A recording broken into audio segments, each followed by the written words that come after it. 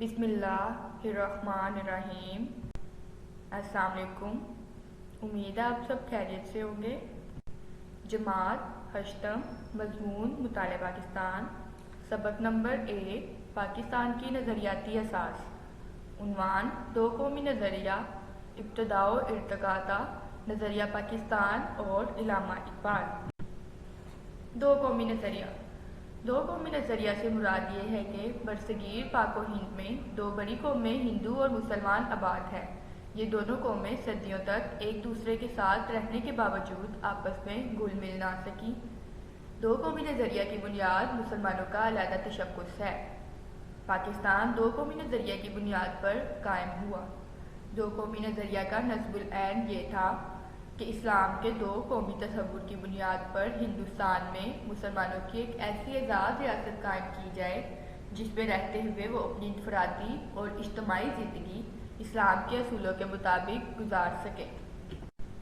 برصغیر میں دو قومی نظریے کی ابتدا۔ برصغیر میں دو قومی نظریے کی ابتدا مسلمانوں کی آمد اور محمد بن قاسم کی فتح سندھ سے ہوئی۔ 712 میں عرب نوجوان سپہ سالار محمد بن قاسم نے سندھ کے راجہ طاہر کو شکست دی۔ محمد بن قاسم کے حسن سلوک، رواداری اور انصاف نے مقامی لوگوں کو اس قدر متاثر کیا کہ وہ اسے اوتار اور دیوتا سمجھنے لگے۔ تبلیغ کرنے والوں نے ان لوگوں کو اسلام کی سیدھی، سچی اور توحید کی راہ دکھائی اور یہ لوگ بخوشی دائرہ اسلام میں داخل ہو گئے۔ اس کے بعد غزنوی دور حکومت شروع ہوتا ہے جو 1003 سے 1206 تک محیط ہے۔ اس دور میں موجودہ پاکستانی علاقوں میں فارسی زبان نے رواج پکڑا اور اسلامی تہذیب کے نقوش گہرے ہو گئے۔ 1206 میں قطب الدین ایبک نے سلطنت دلی کی بنیاد رکھی۔ 1526 میں ظہیر الدین بابر نے دلی میں مغلیہ سلطنت کی بنیاد رکھی جو 1857 تک قائم رہی۔ آخری مغل حکمران بہادر شاہ ظفر کو انگریزوں نے 1857 کی جنگ آزادی میں شکست دینے کے بعد رنگون میں قید کر دیا جہاں وہ بعد میں انتقال کر گئے اور وہیں دفن ہوئے۔ سر سید احمد خان اور دو قومی نظریہ۔ سر سید احمد خان متحدہ قومیت کے حامی تھے لیکن 1857 کی جنگ آزادی کے بعد انہیں اس بات کا احساس ہوا کہ ہندو کبھی مسلمانوں کے دوست نہیں ہو سکتے۔ 1867 میں اردو ہندی تنازع کے موقع پر آپ نے واضح کیا کہ مسلمان اور ہندو الگ الگ قومیں ہیں۔ اس کے بعد انہوں نے مسلمانوں کی تعلیمی اور سیاسی میدان میں ترقی کے لیے جدوجہد کا آغاز کیا۔ اس سلسلے میں انہوں نے ایم اے ہائی اسکول اور کالج قائم کیا۔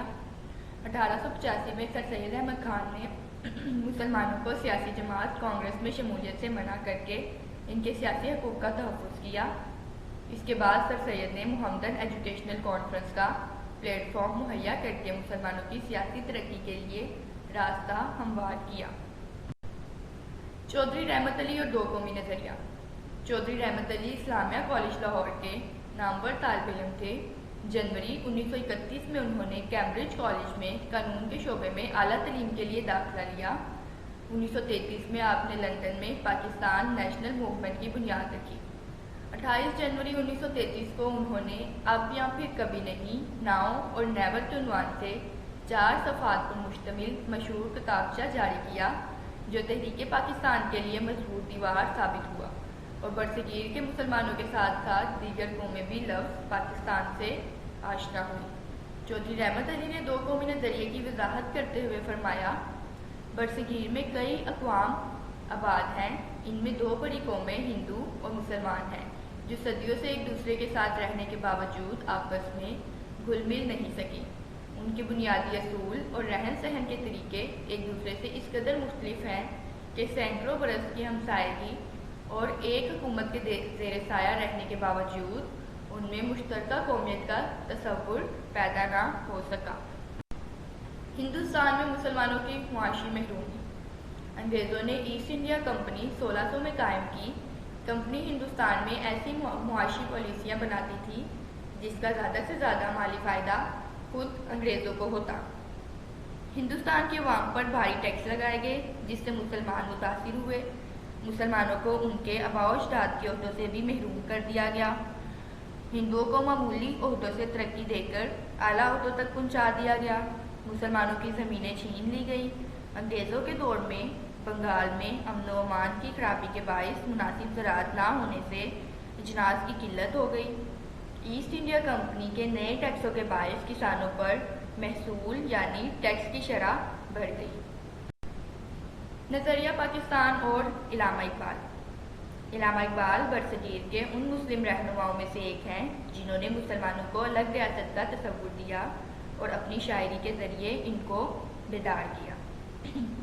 پہلے پہل آپ بھی ہندو مسلم اتحاد کے حامیوں میں سے تھے، لیکن ہندوؤں کی تنگ نظری نے جلد ہی علامہ اقبال کو اس بات پر سوچنے پر مجبور کر دیا کہ وہ الگ ملک کا مطالبہ کریں۔